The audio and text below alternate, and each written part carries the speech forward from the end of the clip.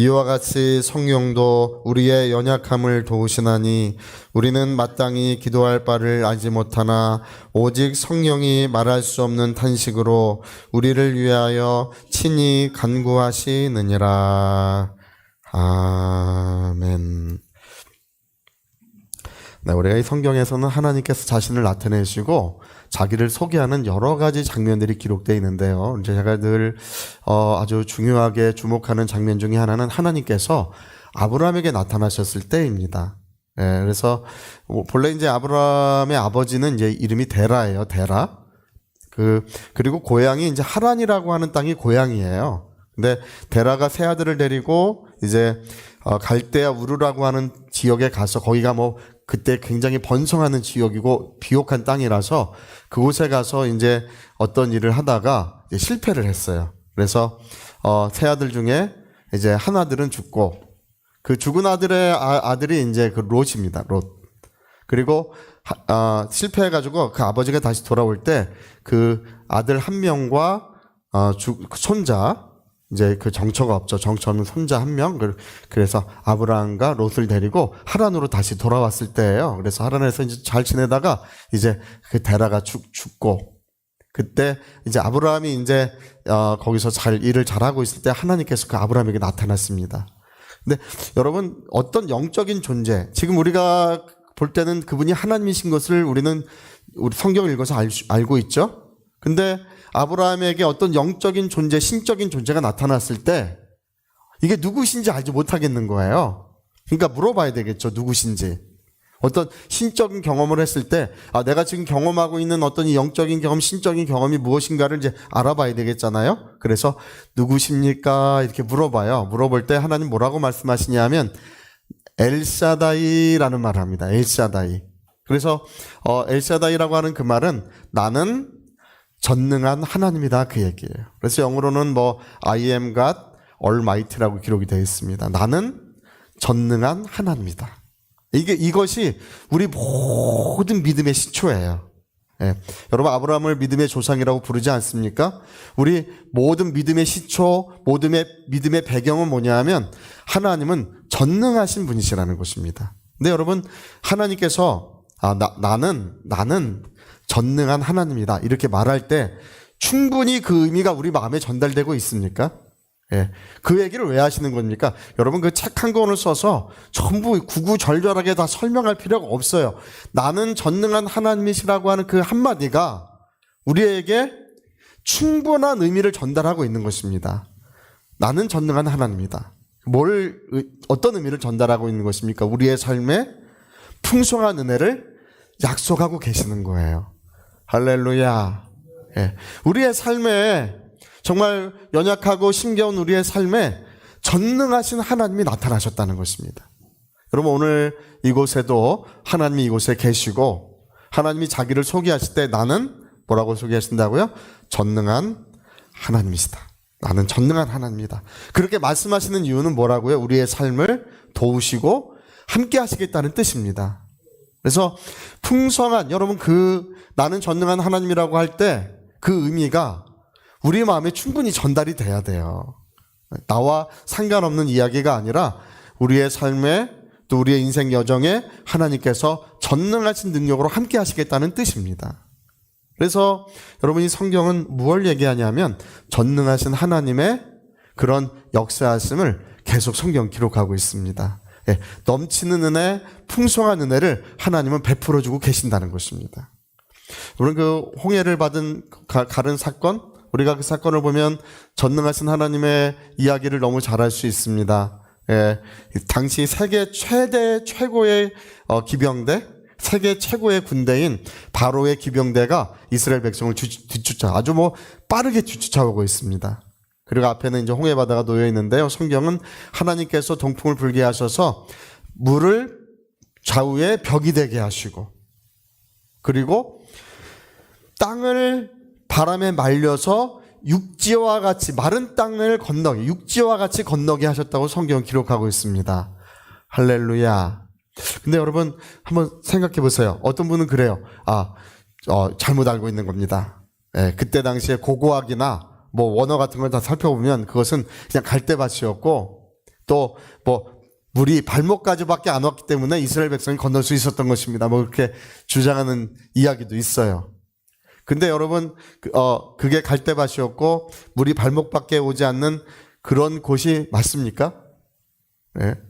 그러니까 그런 이야기를 하는 것은 뭐냐면 하나님의 이적과 능력을 부인하려고 하는 거예요. 근데 그게 이제 재밌는 건 뭐냐면 뒤에 바로 군대를 하나님께서 발목밖에 오지 않는 물로 바로 군대를 덮쳐가지고 없애버리셨대요. 할렐루야. 예. 그러니까 그게 성경의 기록과 맞지 않는 것입니다. 하나님께서 실제로 그분의 무한한 능력으로 바다를 가르시고 그리고 좌우에 물벽을 만드셔서 그 땅을 깨끗하게 말리셔서 그 이스라엘 200만 명이나 되는 이스라엘 백성이 육지와 같이 마른 땅을 건너게 하셨던 것입니다. 그리고 나서 이제 바로 군대도 이제 뒤쫓아가기 위해서 기병대가 그 바닷속으로 뛰어 들어갔는데 이스라엘 백성의 맨 마지막 사람이 그 홍해 바다를 건너자마자 좌우의 물벽이 어떻게 됐다고 했습니까? 다시 벽이 무너져 내려가지고 그 세계 최강 군대가 그 물속에서 다 익사하고 말았다고 성경 기록하고 있습니다.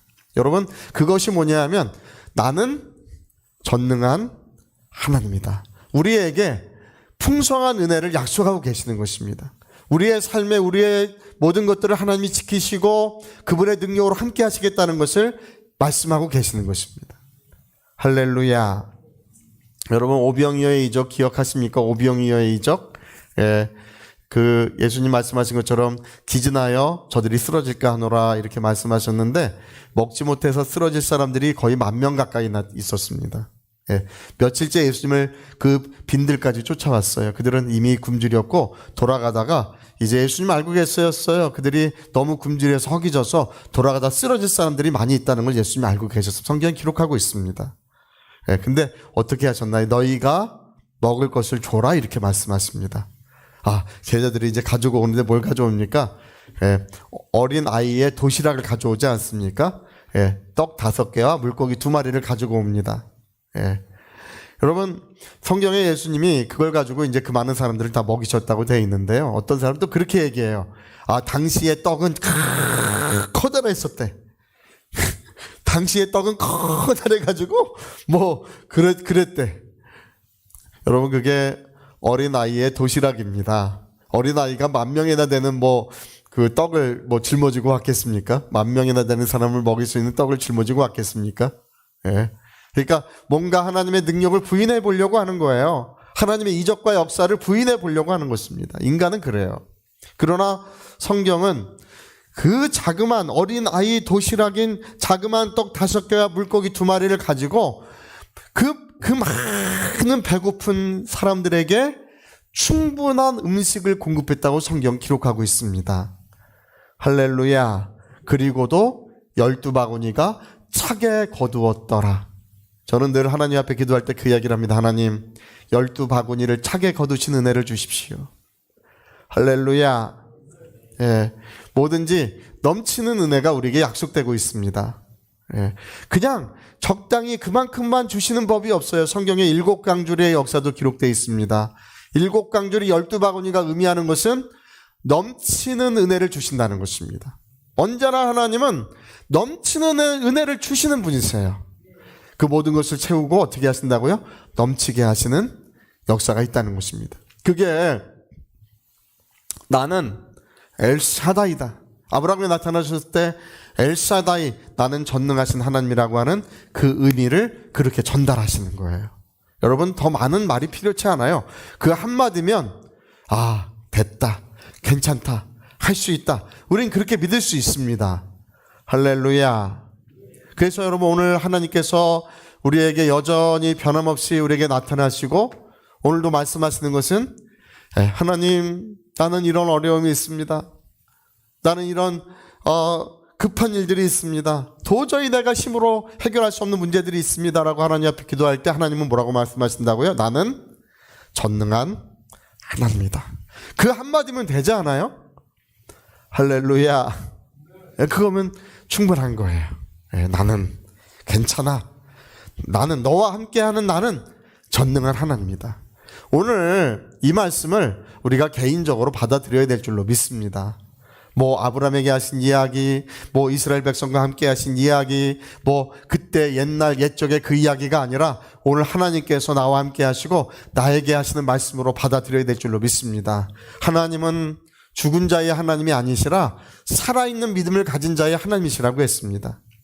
예수님이 이 땅에 오셨을 때 이스라엘 백성들이 그렇게 믿고 있었어요. 이스라엘 백성들은 우리는 하나님을 믿습니다. 천지를 창조하신 하나님을 믿습니다. 잘하는 거예요. 그리고 옛날 옛적 우리 조상들과 함께 하신 그 하나님을 믿습니다. 맞아요. 그런데 그들이 믿는 것은 옛날 옛적의 하나님, 옛날 옛적에 그때 역사하셨던 하나님을 믿는 것이지 오늘 자기와 함께 한다고는 믿지 않는 거예요. 그래서 하나님께서는 예수님은 너는 아브라함의 하나님, 이삭의 하나님, 야곱의 하나님이라는 것을 읽어본 일이 없느냐. 하나님은 죽은 자의 하나님이 아니시라 살아있는 자의 하나님이시라는 것입니다. 할렐루야. 오늘의 하나님이에요. 오늘 우리에게 말씀하시는 분이십니다. 우리에게 오늘 뭐라고 말씀하고 계신다고요? 나는 전능한 하나님이다. 오늘 그 영적인 존재, 우리는 하나님을 영적인 분이시기 때문에 우리가 육체로 그분을 볼 수 없습니다. 육신으로 우리는 그분을 볼 수 없지만 하나님은 이곳에 계시고 그분은 영으로 와 계시는데 우리에게 뭐라고 말씀하신다고요? 그분이 자기를 나타내실 때에 나는 전능한 하나님이다. 할렐루야. 하나님은 오늘도 그렇게 자기를 나타내고 계시는 것입니다. 하나님은 살아있는 자의 하나님, 살아있는 믿음을 가진 자의 하나님이에요. 그래, 맞아. 하나님은 나에게 그렇게 말씀하셨고 나는 이제 뭐든지 할 수 있다고 우리는 그렇게 믿는 것입니다. 오늘 하나님께서 자신의 전능하신 능력을 우리에게 부어주시는 사건이 있어요. 자신의 전능하신 능력을 우리에게 부어주시는 사건이 뭐냐 하면 바로 성령을 부어주시는 사건이에요. 할렐루야. 그래서 예수님이 누가복음에 보면 이 하늘 보좌에 오르실 때 뭐라고 말씀하시는 거 아니? 위로부터 오는 능력이 너에게 덧입혀질 것이다. 위로부터 오는 능력이 너희에게 덧입혀질 때까지 예루살렘을 떠나지 말고 하나님이 약속하신 것을 기다려라 이렇게 말씀하십니다. 위로부터 오는 뭐를 덧입혀 주신다고요? 능력을. 자, 능력 시작. 능력. 할렐루야. 자, 능력 크게 해서 이게 능력 이렇게 하니까 힘이 없는 거야. 능력. 자, 오른손에 주먹 꽉 쥐고 시작. 능력. 위로부터 오는 뭐예요? 능력. 할렐루야.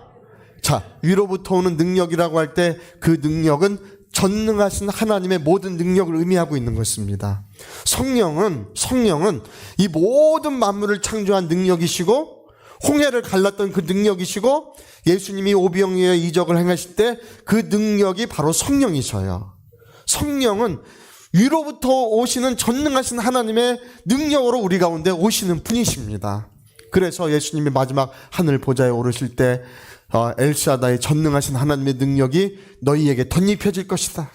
모든 하나님의 사랑하는 자녀들, 모든 믿는 자들에게 바로 하나님의 능력이 덧입혀질 것인데 예루살렘을 떠나지 말고 하나님이 약속하신 것을 기다리고 있어라 이렇게 말씀하신 것입니다. 오늘 여러분 모든 믿는 자들, 기도하는 자들에게 전능하신 하나님의 능력이 지금 덧입혀지고 있습니다.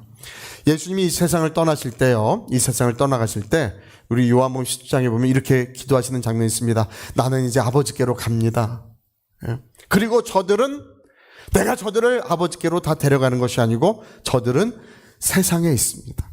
어두운 세상, 죄 많은 세상, 저주가 역사하는 세상, 이 세상에 저들이 남겨져 있습니다. 바로 세상에 남겨져 있는 제자들과 그의 사랑하는 성도들을 위하여 예수님은 간절히 기도하셨어요. 요한복음 17장 읽어보세요. 요한복음 14장부터 17장까지의 말씀들을 다 읽어보세요. 그 이야기들은요, 세상에 남겨져 있는 바로 하나님의 자녀들을 위한 간곡한 주님의 말씀이 거기에 기록되어 있는 것입니다. 할렐루야. 주님은 바로 세상에 남겨져 있는 우리 하나님의 자녀들이 이 어두운 세상을 어떻게 살아갈까? 어떻게 바로 이 죄 많은 세상에서 승리하는 삶을 살 수 있을까? 그것을 위하여 아주 간곡히 말씀하시기를 보혜사 성령이 너에게 오시니 그분을 의지하라고 가르쳐 주셨던 것입니다. 할렐루야. 그래서 여러분, 오늘 우리는요, 광야와 같은 지금 세상을 지나가고 있어요. 정말 여러분, 우리가 이 세상을 지나가는 것이 얼마나 힘겹고 어렵습니까? 우리가 인생을 돌아보면요, 기뻤던 일도 생각나지만 주로 사람의 자랑은 수고와 눈물뿐이라고 했어요. 고생했던 이야기, 안타까운 이야기. 아유, 그래, 복 받은 사람도 많은데 나는 참 힘겨운 삶을 살았어. 그렇게 얘기하는데 그냥 사람들은 다 그러고 사는 거예요. 그 전에 어떤 교회에서도 어떤 목사님이 큰 교회에서 어려움이 없는 사람 손들어 보십시오. 그 큰 교회에서 손드는 사람은 단 몇 사람밖에 없습니다. 몇 사람밖에 없어요. 예. 나는 모든 것이 편하고 아무 문제가 없는 사람 손들어 보십시오. 몇 사람밖에 없어요. 여러분, 우리가 지금 광야와 같은 세상을 지나가고 있습니다. 낮에 해가 너무 뜨겁게 내려쬐기 때문에 한 40도까지 올라가고 그러니까 50도까지 올라가고 그러니까 더워 죽으니까 뭐가 필요해요? 구름 기둥이 반드시 필요한데, 이 구름 기둥이 바로 성령의 역사하심이에요. 할렐루야. 밤에는 너무 영하 10도, 15도까지 내려가니까 얼어 죽어요. 얼어 죽는데 밤에는 그래서 불기둥이 필요한데, 이 불기둥이 누구의 역사하심이라고요? 성령의 역사하심이에요. 여러분, 만나가 내려오는 것이 예수 그리스도를 의미하지만 만나가 내려오는 것은 성령의 역사하심으로 만나가 내려오는 것입니다. 반석을 지팡이로 치니까 거기서 생수가 막 넘쳐 흘러나옵니다. 200만 명이 마실 만큼 물이 흘러나오면요, 우리가 생각하는 만큼 물이 흘러나와서는 그 많은 사람과 짐승이 다 먹지 못합니다. 어마어마한 강이 흘러나와야 합니다. 근데 반석을 지팡이로 치니까 거기서 어마어마한 강이 흘러 넘쳐 나옵니다. 그게 누구의 역사심이라고요? 성령의 역사. 광야 같은 이 세상을 지나는 우리에게 바로 성령의 도우심이 얼마나 필요한지를 성경은 기록하고 있는 것입니다. 우리는 심히 연약해요. 오늘 성경이 뭐라고 말씀합니까? 성령은 우리의 연약함을 도우시나니. 자, 성령은 우리의 뭐를 도우신다고요? 자, 주먹 깍 쥐고 시작. 연약함. 할렐루야. 성령은 우리의 연약함을 돕기 위하여 우리 가운데 와 계신 것입니다. 낮에 구름 기둥이 없이는 살 수 없고 밤에 불 기둥이 없이는 도저히 살 수 없다는 것을 성경은 기록하고 있고, 성령은 우리를 도우신다는 것입니다. 여러분, 오늘 인간은요, 자기의 연약함을 깨닫고 성령의 도우심이 없인 도저히 살 수 없다는 것을 우리가 깨달아야 될 줄로 믿습니다. 사람들이 얼마나 어리석은지 아십니까? 사람들은요, 하나님이 위대한 능력을 주시고 위대한 이런 사랑을 베푸셔도 그 사람들은 거기에 무관심합니다. 나는 스스로 할 수 있다. 뭐 이렇게 생각. 여러분, 사람들 만나보세요. 지식이 조금만 있으면 지식 자랑합니다. 근데 그 지식이라는 게 인간이 가지고 있는 지식 자체가 볼품 없는 거예요. 할렐루야. 자, 볼품 없다. 시작. 볼품 없다. 할렐루야. 그 아무것도 아니야. 아무것도 아니야. 지식을 가진 사람과 지식이 가지 못한 사람과 그게 무슨 큰 차이가 있는 줄 아십니까? 그냥 성경은 뭐라 하면 지식은 사람을 교만하게 만드나니 라고 돼 있어요. 예. 아니, 성경 기록해 놨어. 지식은 뭘 한다고요? 사람을? 근데 하나님께서 욥기에 물어보십니다. 욥기에 욥에게 물어보십니다. 욥의 세 친구들에게 물어보십니다. 내가 이 삼라만상을 알고 이 세상의 근원이 무엇인지 알고 그런 것이 무엇인지 내가 아느냐 물어보셔요. 그런 얘기를 처음 들어봐. 주여, 나는 모르겠습니다. 그렇게 자기 지식을 뽐내고 그렇게 지혜롭다고 뽐냈지만 자기가 알고 있는 것이 뭐 볼품 없는 것이라는 것을 성경이 그걸 얘기하는 것입니다. 여러분, 인간이 물질 있다고 자랑합니다. 여러분, 사람이 물질 있어봐야 하루 3끼 먹습니다. 2끼나 3끼 먹습니다. 저는 꼭 3끼 먹어요. 할렐루야.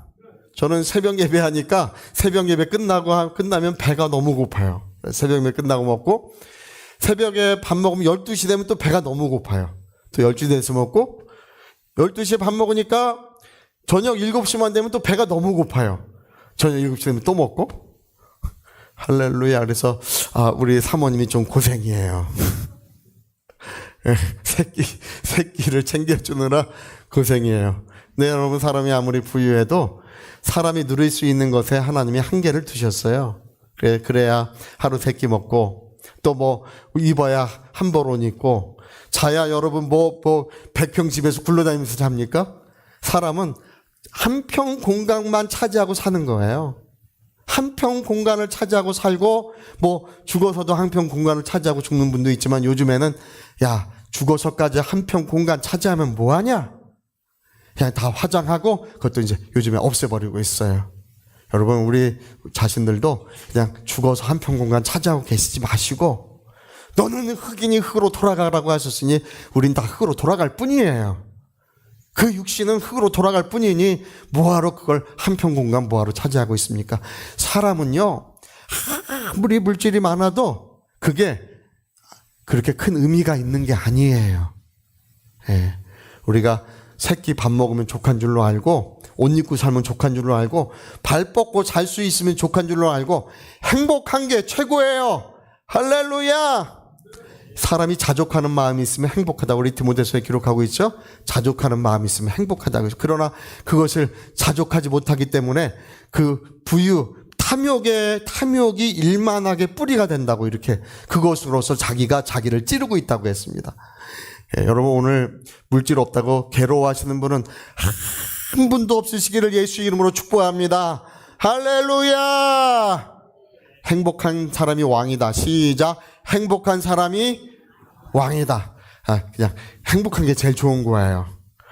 저는 제가 아주 그때가 한 40 몇 살 때 저 세종시에 갔다가 돌아오는데, 이게 차를 운전하고 돌아오는데 이제 어둠이 짙게 깔리기 시작했습니다. 불빛들이 아른아른 이제 켜지기 시작하는 그때에 마음이 너무 기쁜 거야.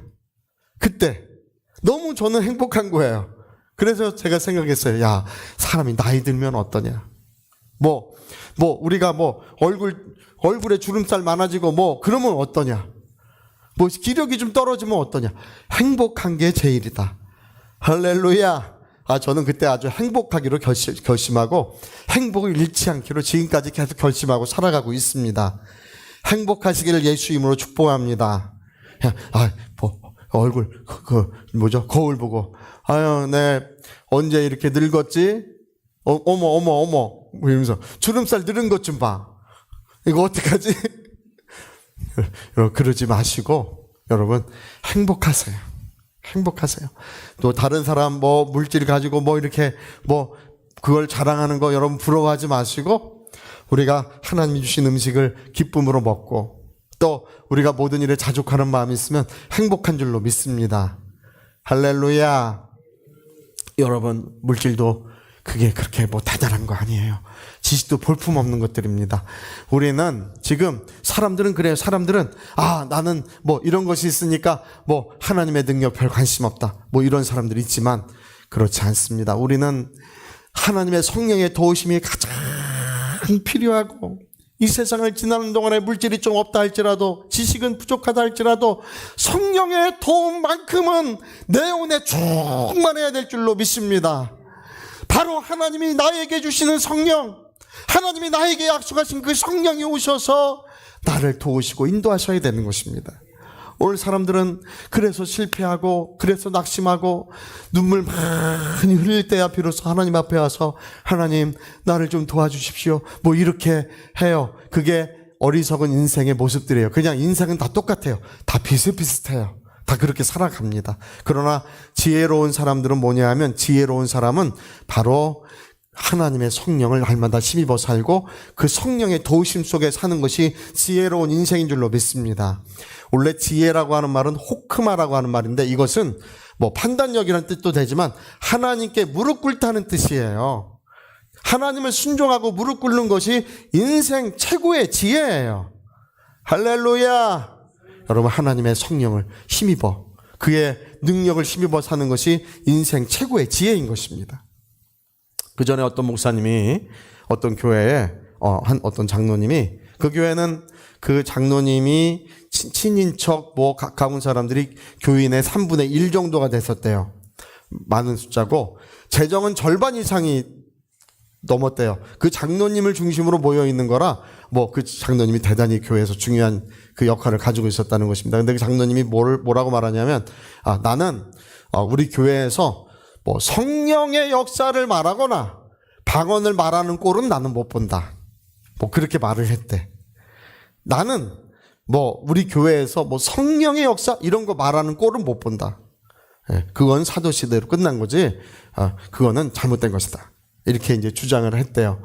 그래서 그 교회는 뭐 성령의 역사나 뭐 은혜나 능력이나 이런 얘기를 이제 한마디도 안 하는데, 그분이 이제 어느 날 뭐 유럽 여행을 가기 위해서 한 30일간 교회를 비운 일이 있었대요.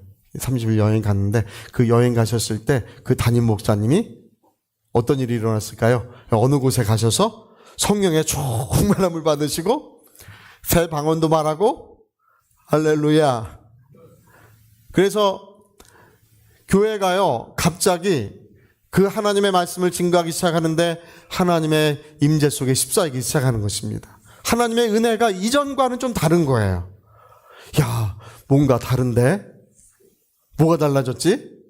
뭐가 달라졌는지 모르는데 이제 한 분, 두 분, 한 분, 두 분 점차 이제 알게 된 거야. 목사님이 어디 가서 성령 받아 갖고 오셨대. 할렐루야. 성령 받아 갖고 오셨대. 근데 이 교인들이요 전부 마음에 근심이 되는 거예요. 야, 어떡하지? 이제 그 장로님이 이제 점점 돌아올 때가 됐잖아요. 어떡하지? 근데 마침내 이제 돌아오셨어요. 돌아오셔가지고 이제 예배를 드리는데 교인들이 전부 다 쉬쉬하는 거야. 쉬쉬. 예. 혹시 장로님이 알면 이제 풍파가 일어날까봐, 교회 풍파가 일어날까봐 다 조심조심하고 아무도 얘기를 안 하는 거예요. 그리고 시간이 계속 흘러가는데, 장로님이 교회 와서 보니까 뭔가 이제 바뀐 거예요. 뭔가 이상한 거야. 뭔가 이상해. 이게 뭐가 이상하지? 그래서 이제 한참을 지나다가 어느 날 그 동료 장로님 불러다가 솔직하게 말해보라고. 이 목사님에게 뭔가 이상한 일이 일어나지 않았느냐고. 뭔가 이상하다고. 그러니까 이제 내가 솔직하게 얘기한다고 하면서 목사님이 성령의 충만함을 받으셨다고. 할렐루야, 잘한 거예요? 여러분, 성령 충만 받은 거 잘한 것입니까? 자, 잘했다. 시작. 잘한 거예요. 잘하신 거예요. 그래서 그 목사님이 어디 가서 성령을 받고 그 다음에 새 방언도 말하고 이렇게 되었나로 가니까 장로님이 깜짝. 그런 일이 있냐고. 그러더니 한숨을 푹 쉬더니 고개를 숙이더니 한참을 생각하다가 한참 만에 고개를 들더니, 성령이 만일 그런 분이면 나도 받겠노라고. 할렐루야! 할렐루야! 여러분, 오늘 성령의 역사가 없는 때와 성령이 역사하시는 때와 그 인생은 완전히 달라지는 것입니다. 예. 여러분, 하나님께서 우리에게 그분의 능력을 덧입혀 주신다고 약속하셨는데, 바로 그분의 살아계신 하나님의 능력의 그 숨결이 우리의 삶에 막 그 숨결이 느껴지면서부터 우리의 인생은 새로운 어떤 차원에 이르게 되는 것입니다. 이전과는 완전히 다른 인생을 살아가게 되는 거예요. 할렐루야. 그전에는 나 홀로 서 있었습니다. 남편도 있고 자식도 있고 했지만 나 홀로 서 있는 그 인생이었어요. 그러나 성령이 오시면 내 영혼 속에서부터, 그 심령에서부터 바로 성령이 주시는 지혜와 능력이 샘솟기 시작하는 것입니다. 할렐루야. 그래서 여러분, 오늘 성령은 우리의 연약함을 도우러 오셨다고 이렇게 기록하고 있고, 성령은 우리 안에서부터 우리를 위하여 말할 수 없는 탄식으로 날마다 때마다 일마다 기도해주고 계신다고 말씀하고 있는 것입니다. 여러분, 이러한 성령의 도우심이 여러분의 심령과 영혼에 충만해야 될 줄로 믿습니다. 성령이여 나를 도우소서. 성령이여 나를 도우소서. 할렐루야. 오늘 사람들은 성령의 도우심이 없어도 된다고 믿으니까 그런 말 잘 안 해요. 저는요, 성령의 도우심이 없으면 절대적으로 안 된다고 저는 알고 있기 때문에, 마치 광야의 불기둥같이, 마치 구름기둥같이 그게 없으면 나는 죽는다. 저는 그렇게 믿습니다. 마치 하늘에서 내리는 만나가 하루만 끊겨도 굶주림을 피할 수 없고 반석에서 물이 나지 않으면 그 생명을 유지할 수 없는 것처럼, 성령의 도우심은 그와 같이 절대적으로 절대적인 것이라고 저는 그렇게 믿습니다. 그래서 저는 성령이여 나를 도우소서. 성령이여 나를 도우소서. 할렐루야. 바로 보이지 아니하시지만 내가 아무 느낌이 없고 아무 감각이 없다 할지라도 성령은 지금 인격으로 내 안에 계시고 바로 내 목소리를 듣고 계시며 성령의 도우심을 요청할 때 그분은 언제나 자기를 나타내시고 역사해 주시는 것입니다. 저는 저의 연약함을 알고 바로 성령의 도우심을 간절히 그것을 구하고 있습니다. 여러분, 우리 모두가 성령의 도우심이 없으면 안 되는 줄로 믿습니다. 공부하는 사람도 성령이여 나에게 지혜를 주소서. 할렐루야. 기도하는 사람도 뭐 어떤 일을 할지라도 여러분 자기의 연약함을 알고 자기의 연약함을 깨닫고 얼마나 인간이 어리석고 연약한 존재인가를 깨닫고 바로 하나님이 나에게 주신 전능하신 능력을 힘입기 위하여 우리가 기도하고 성령의 충만함을 누려야 될 줄로 믿습니다. 성령은 우리의 연약함을 도우시나니. 우리 세 번만 시작. 성령은 우리의 연약함을 도우시나니. 성령은 우리의 연약함을 도우시나니. 성령은 우리의 연약함을 도우시나니. 이와 같은 역사가 충만하시기를 예수 이름으로 축복합니다. 할렐루야. 자, 우리 같이 한번 기도하시겠습니다. 우리 한번 기도하실 때 성령이 없으면 내 생명이라고 하는 것이 성령의 도우심으로 내 생명의 불꽃이 타오르는 것입니다.